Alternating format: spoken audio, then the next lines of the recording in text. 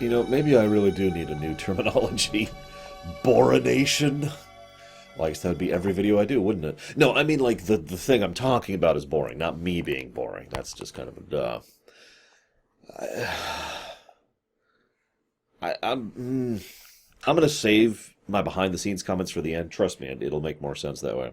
So we have the hook, the intro thing. Hey, oh my God, there's this place, and there's stuff that might have happened here.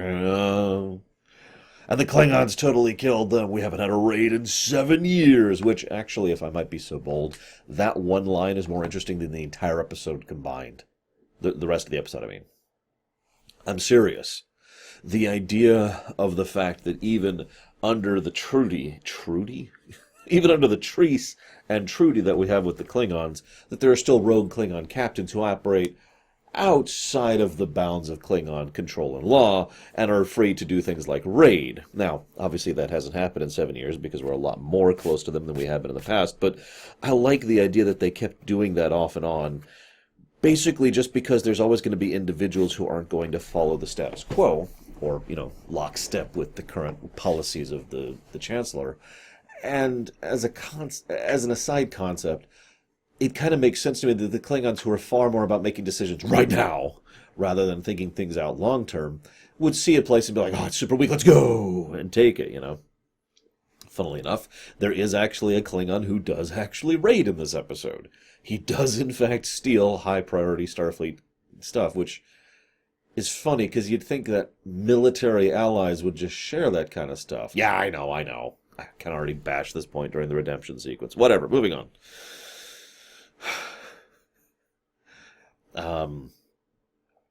I do like the scene where Picard threatens the governor. Just straight up. That's okay, you're right. I'm sorry for bringing this to your attention. I'll go speak with Chancellor Gowron instead. Well, this is beneath him. Probably, but, I was his arbiter of succession. I do have a direct pipeline to him. Oh. We'll do whatever you say. Because you have to keep in mind, thanks to the way Klingon politics works, Gowron's position right now is stronger than it has ever been. Oh, sure, you could argue the whys and the wherefores of exactly how certain things happened with regards to redemption. But the long and the short of it is, Gowron won a large-scale claim to his house, to his power. And that means, think about Klingon society and culture. It's all about how you respond to things. Someone trying to attack you with a knife has the legal right to do that in Klingon society under the right circumstances. So, this was an entire force under the Duras, backed by the Romulans, trying to usurp him, which he defeated, all by himself, of course. So, yeah, you could see why his position would be super strong, and would remain so until the end of DS9, actually. But I'm getting off topic. So, the reason I'm getting off topic is because this is a really, really dumb, boring episode. Even the writers dislike this one. This doesn't quite qualify for Lamentation status. As I've said before, Lamentations, it's a special category. It's really got to be Drek to be Lamentation, like Transfigurations. But, yeah, there's nothing going on here. There is no chemistry whatsoever between the actress who plays Aquiel, which I don't even have her name. I guess I can look that up really quick, and LeVar Burton. Renee Jones. Just zero chemistry. The two play off each other badly, and I never like to speak ill of someone else's acting, because I myself am a terrible actor, but it's probably worth noting that she was a terrible actor in this episode. I've said many, many times, Star Trek lives and breathes on the strength of its guest stars. I've said that so many times. This is a good example of what I mean by that, because when you have a really bad guest star, it doesn't work. Frankly, even the guy playing the governor wasn't exactly impressing me. You'd think it would be hard to play a Klingon. It actually is harder than it sounds. So, I have five notes in my notes that all are just the word music in all caps. This is part of what I dislike about bad music direction, is it draws not attention to itself, which makes it even worse because it's already bad. What I mean is there's so many scenes where it's like, Oh my god, you don't understand. There's a phaser. And oh my god, there's this goop that touched Crusher's hand. You know what I'm talking about, right? They like to do that. Oh my god, end of cliffhanger thing. Even when it's not actually leading into a commercial break. I talked about this all the way back in The Visitor over on DS9, how much this has always irritated me. In this episode, it's just like they didn't know what to do with anything because there's no actual plot or events or mystery going on. So they're like, okay, we need to emphasize every new plot element. Oh my god, we found the pen! There's a thing of carrots! Just constantly, the whole episode. Oh my god. This is in addition to the fact that this woman is seriously not Starfleet material. Like, I know people panic and I know blah, blah, blah, but this woman decides to reach out and delete someone's logs while that she is a suspect of murdering this person because he was going to recommend she get reviewed. Congratulations, you have just guaranteed you're going to get your career torpedoed, except they never bring this up again. So, I mean, I guess all is forgiven because she didn't murder a guy. Never mind the fact that she deleted logs during a murder investigation. I'm pretty sure that's not allowed either. This is also in addition to the fact that immediately after this, she decides to try and run. How and where are my questions? Where does she think she's going?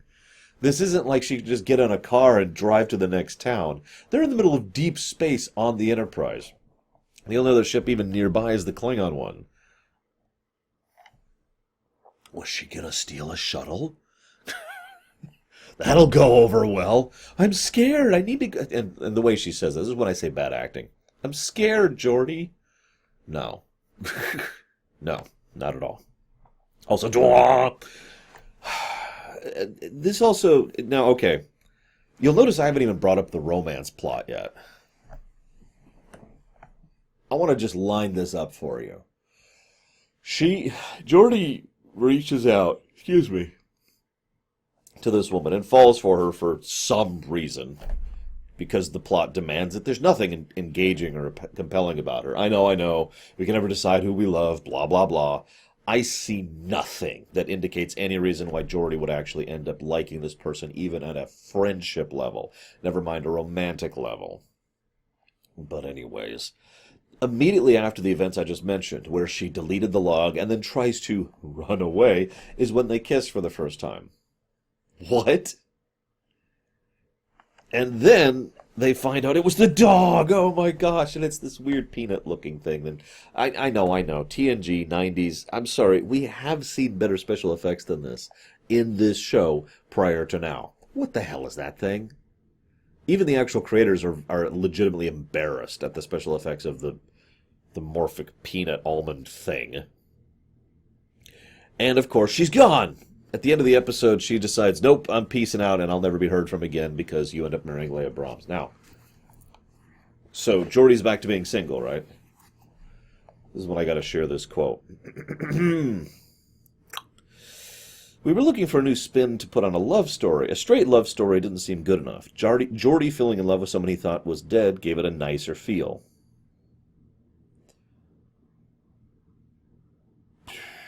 Let me say that one more time in case I missed it. A straight love story didn't seem enough. This is Jerry Taylor, by the way. Geordi falling in love with someone he thought was dead gave it just a nicer kind of feel.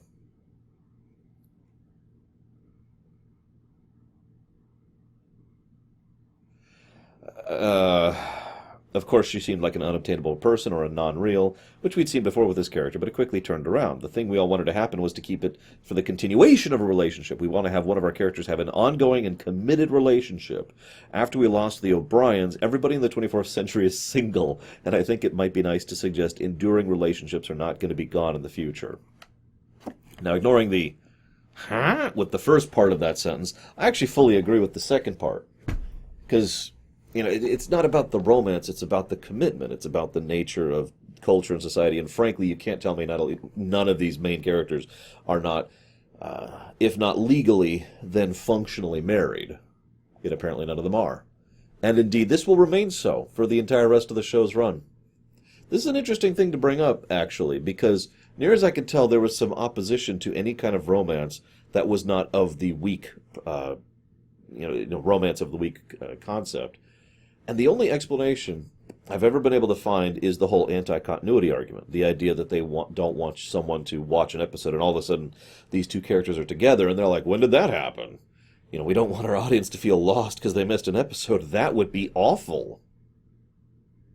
I know. I'm coming across as sounding harsh here because I am very pro-continuity, but as far as excuses go, that would be weak at the best of times.